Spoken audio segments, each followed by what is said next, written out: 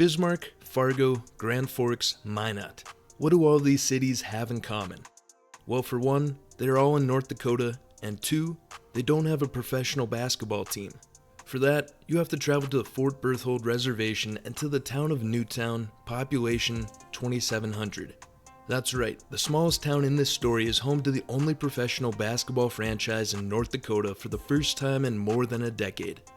So today, we're going to look at how this team came to be, what league they are a part of, and can professional basketball actually survive in North Dakota?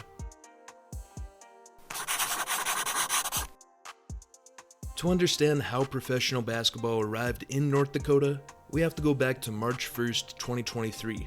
The Mandan, Hidatsa, and Arikara Nation, along with Four Bears Casino, had a plan for bigger growth to entertainment in that region. On top of a $95 million casino and hotel expansion, bigger gaming space, and new sports bar, the idea of bringing a professional basketball team became the cherry on top to this nearly $100 million plan. By 2024, conversations about bringing a team to North Dakota had become serious. They were aiming to bring a team for the 2025 season, but couldn't get it across the finish line. However, this professional league was always interested in bringing a team to North Dakota, especially because of the other markets surrounding the state, such as Montana, Wyoming, and South Dakota. Then came the breakthrough. On August 1st, 2025, the Four Bears Roar officially became a franchise, giving North Dakota its first professional basketball team since 2012. A press conference was held laying out the future plan of the team's roster and that it would be first class, as well as why North Dakota became the ideal spot for a new team. The president of the league, David Magley, was even skeptical about placing a team in Newtown.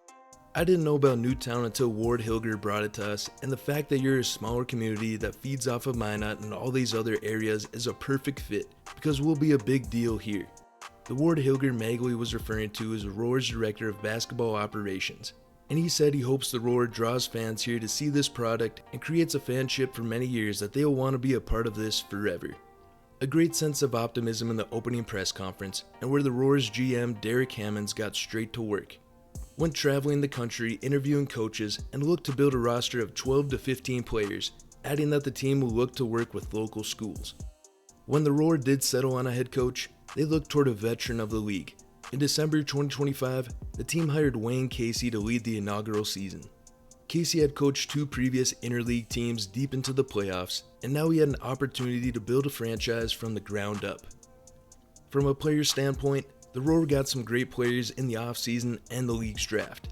The Roar took roughly 22 players into their training camp in February 2026, with names including guard Tavin Cummins, who was named a first-team All-TBL selection, former Indiana Hoosier starting guard Rob Finnessy, and two-year starter at Ole Miss Rashad Brooks, to just name a few. And while many fans may not recognize this league, the talent level is higher than most would expect. Former G League players to Division I standouts fill rosters throughout the league, meaning the Roar weren't just going to be some bad expansion team. The front office had assembled experienced coaches and talented players, creating expectations that this team could compete immediately. Now, what professional league are the Roar a part of? I'm guessing most of you have not heard of it, but it's called the Basketball League. Yeah, that's the name, the Basketball League. The TBL actually was formed back in 2017, where it was originally called the North American Premier Basketball League, and it was renamed to the TBL in 2018, where it featured just 8 teams in its first season.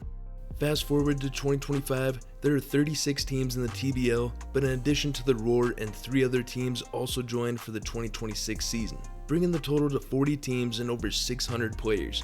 The league is split into 4 different conferences where teams only play inter-conference games throughout the season, with the season running from March through June, where almost all games are held on the weekend, making it easier for travel and families to attend, which is a big part of the league's promise. Their promise of focusing on community and positively impacting lives throughout school visits and clinics that focus on more than just basketball. For a market the size of Newtown, the TBL was a natural fit. The league specializes in smaller cities and underserved markets where professional sports teams could become a major attraction in the community. From a business standpoint, each TBL team needed to pay a $600,000 franchise fee, where they operate with a budget between $125,000 and $250,000 per season, with the average salary for a player ranging from $500 to $5,000 per month. Another unique feature on the business side for at least the Roar The Big Baller brand is the official brand partner for them, so the VAR ball is still putting in work. Now the TBL sits below the NBA G League in the professional basketball rankings, serving as a place where freshly undrafted college players or players who still love the game can continue their careers and hopefully earn opportunities overseas or in higher level leagues. Now that you learned how the Roar got here and what their league is all about, how did their first season actually go? The answer? They exceeded just about every expectation imaginable. The Roar opened up their inaugural season with 7 straight victories, then lost in a heartbreak 86-85 to the Tri-City Sun Devils game number 8. But what came after this loss, no one could have guessed. The Forebears Roar went on to win their last 16 regular season games to finish with a record of 23-1. Beating opponents by an average of 25 points per game, with the Roar scoring a mind-blowing 117.5 points per game during the season, one of the best marks in the TBL. With this almost unstoppable offense, they had a total of 7 of their 16 consistent players averaging double-digit scoring. This got the team the number 1 seed in the West region, and round 1 of the playoffs they swept Willamette Valley, where one of the games, the Roar won by 60 points. Conference finals saw another sweep for the Roar over Great Falls, meaning Forebears were headed to the regional finals. But sadly, every great run eventually meets its match. The dream season finally hit its roadblock. The Forebear Roar lost their series 2-0 to the other Native American-owned TBL team, the Potawatomi Fire. A tough end to one of the best inaugural seasons this league has ever seen. Awards were plentiful for the first season Roar.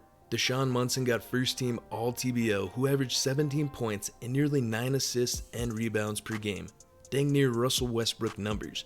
Guard Rob Finnessy got an All-TBL honorable mention with a stat line of 17, 5, and 4. So can basketball survive in North Dakota? After 1 year, the answer looks promising. They gave North Dakota a professional basketball team worth paying attention to. Now, one season doesn't guarantee long-term success, but if the inaugural year was any indication, professional basketball might have found a home in North Dakota. After many failed attempts at professional basketball in the state of North Dakota, the Forebears Roar looked to be the ones to break this stigma. This team broke expectations, and the community always showed up with the support. Just another great story in North Dakota sports that I hope keeps growing for years to come.